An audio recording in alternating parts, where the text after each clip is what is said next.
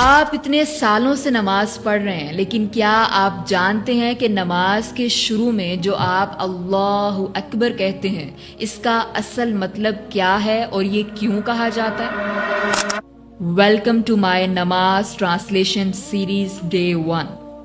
اللہ اکبر میں جو لفظ اکبر ہے یہ عربی زبان کے لفظ کبر سے نکلا ہے، جس کا مطلب ہوتا ہے کسی چیز کا سائز، سٹیٹس اور حیثیت میں اتنا بڑا ہونا کہ باقی سب کچھ اس کے سامنے چھوٹا اور بے حیثیت ہو جائے۔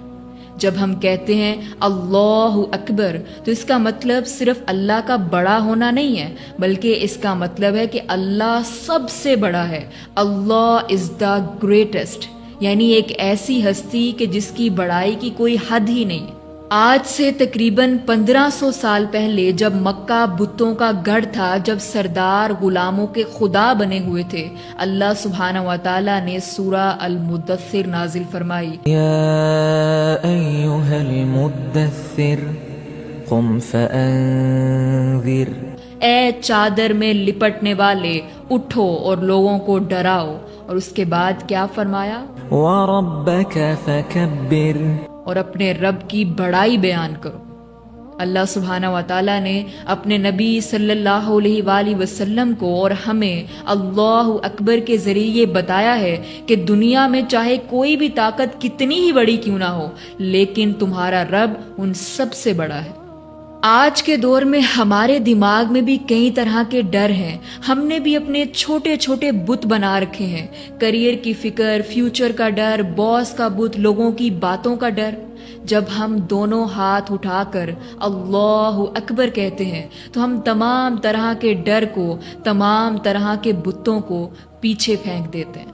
اللہ اکبر کو تکبیر تحریمہ کہا جاتا ہے، یعنی ایک ایسی باؤنڈری جہاں آپ دنیا کے سٹریس کو، دنیاوی باتوں کو الگ کر کے اللہ کی پناہ میں آ جاتے ہیں۔ سنن نبی داؤد میں موجود ہے، رسول اللہ صلی اللہ علیہ وآلہ وسلم کو جب بھی کوئی مشکل پیش آتی تو آپ صلی اللہ علیہ وآلہ وسلم فوراً نماز کی طرف متوجہ ہوتے، کیونکہ نماز ہی وہ جگہ ہے جہاں آپ دنیا کی ہر تکلیف کو، ہر دکھ کو، ہر ڈر کو اللہ اکبر کہہ کر پیچھے چھوڑ دیتے ہیں۔ اگلی بار جب آپ نماز کے لیے کھڑے ہوں تو اپنے دماغ سے سارے بوجھ ہٹا کر، اپنی ساری تکلیفوں کو سامنے رکھتے ہوئے اور پھر اللہ اکبر کے سارے مطلب کو سامنے رکھتے ہوئے کہیں اللہ اکبر۔ اپنی نماز کو صرف ایک روٹین کی بجائے اپنے سکون کا ذریعہ بنائیں۔ ویلکم ٹو مائی نماز ٹرانسلیشن سیریز ڈے 2۔ سبحانک اللہم و بحمدک میں جو پہلا لفظ سبحان ہے، یہ عربی زبان کے لفظ سبح سے نکلا ہے، جس کا مطلب ہوتا ہے پانی پر تیرنا، یعنی کسی چیز کا پانی میں موجود گندگی سے بالکل اوپر اور پاک ہونا۔ جب ہم کہتے ہیں سبحانک تو اس کا مطلب ہوتا ہے تو پاک ہے۔ اور اللہ سبحانہ و تعالیٰ کو پکارنے کی جو سب سے زیادہ ادب، محبت اور قربت والی پکار ہے وہ ہے اللہم، اے اللہ کہہ کر آپ اللہ سبحانہ و تعالیٰ کی طرف مکمل طور پر متوجہ ہوتے ہیں۔ دنیا کی ہر چیز، انسان، بادشاہت، خواہشات، کائنات، زوال، عیب اور موت کے پانی میں ڈوب جاتی ہے، لیکن جب آپ کہتے ہیں سبحانک اللہم تو آپ یہ اعلان کرتے ہیں کہ میرے اللہ کی ذات ہر عیب، ہر غلطی، ہر کمی سے پاک اور اوپر تیر رہی ہے۔ میرے اللہ کی ذات ہر امپرفیکشن سے بالکل پاک اور پرفیکٹ ہے، اور اس سے کبھی کوئی غلطی ہو ہی نہیں سکتی۔ سبحانک اللہم کہنے کے بعد ہم نیکسٹ ورڈ کہتے ہیں وبحمدک، جو لفظ حمد ہے اس کا مطلب نہ تو صرف اور صرف تعریف ہے اور نہ ہی صرف اور صرف شکر ہے، بلکہ تعریف اور شکر دونوں اس کے مطلب میں شامل ہیں۔ یعنی ہم اللہ سبحانہ و تعالیٰ سے کہہ رہے ہوتے ہیں کہ اے اللہ، میں تیری تعریف کسی ڈر کی وجہ سے نہیں کرتا، بلکہ تیری بے عیب ذات سے محبت کی وجہ سے کرتا ہوں، اور تیری دی ہوئی نعمتوں پر صرف تیرا ہی شکر ادا کرتا ہوں۔ سبحانک اللہم و بحمدک، کہ اے اللہ تو پاک ہے اور تیری ہی تعریف اور شکر کے ساتھ۔ آج سے تقریباً 1500 سال پہلے جب لوگ طاقتور سرداروں، ظالم حکمرانوں اور بے بس بتوں کے آگے جھکتے تھے، ان کی تعریفیں اور ان کا شکر ادا کرتے تھے، تب سبحانک اللہم و بحمدک سکھایا گیا کہ تعریف اور شکر صرف اللہ کے لیے ہے، کیونکہ دنیا کے سارے سردار، سارے حکمران، سارے بت عیب دار اور فانی ہیں، اور صرف اللہ سبحانہ و تعالیٰ کی ذات غلطیوں سے پاک ہے۔ آج کے دور میں جب ہمارے ساتھ کچھ برا ہوتا ہے تو ہم فوراً اللہ سبحانہ و تعالیٰ کے فیصلوں پر سوال اٹھا کر یہ کہنا شروع کر دیتے ہیں کہ آخر میرے ساتھ ہی کیوں؟ تو سبحانک اللہم آپ کے دماغ کا ایک ریسیٹ بٹن ہے جو آپ کو یہ بتاتا ہے کہ دنیا کے حالات خراب ہو سکتے ہیں لیکن میرے اللہ کے فیصلوں میں کسی قسم کی کوئی غلطی نہیں ہو سکتی۔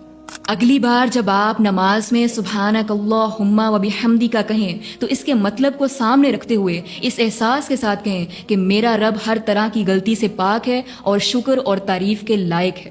اپنی نماز کو صرف ایک روٹین کی بجائے ایک سچے کنیکشن اور سکون کا ذریعہ بنائیں۔ ویلکم ٹو مائی نماز ٹرانسلیشن سیریز ڈے 3۔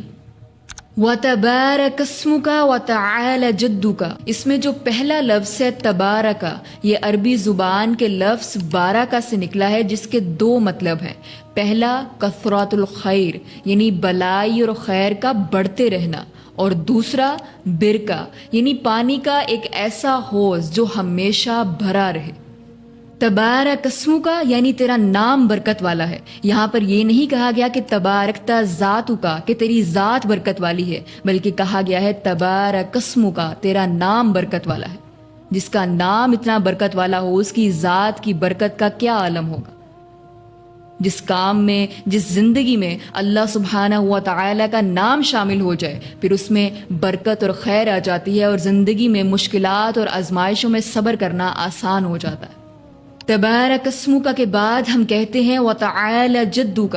اب یہاں پر جو تعالی لفظ ہے اس کا مطلب ہوتا ہے سب سے بلند ہونا، اور جدو کا جو لفظ ہے یہ جد سے نکلا ہے جس کا مطلب ہوتا ہے ایبسولوٹ رائلٹی، سپریم پاور یعنی عظمت، شان اور بے نیازی۔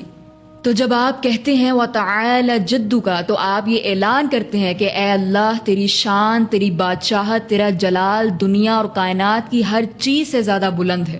اس جملے کی گہرائی کو سمجھنے کے لیے ذرا اس دور کا تصور کریں جب عرب کے سردار اور کیسر و کسریٰ کے بادشاہ اپنے نسب، دولت اور طاقت کے گمان میں اس قدر گم تھے کہ وہ دنیا پر صرف اپنی ہی شان اور اپنی ہی حاکمیت سمجھتے تھے۔ ایسے میں کسی انسان کا نماز میں کھڑے ہو کر یہ کہنا کہ وتعالی جدک ان تمام حکمرانوں کی جھوٹی حاکمیت کا انکار کرنا ہے۔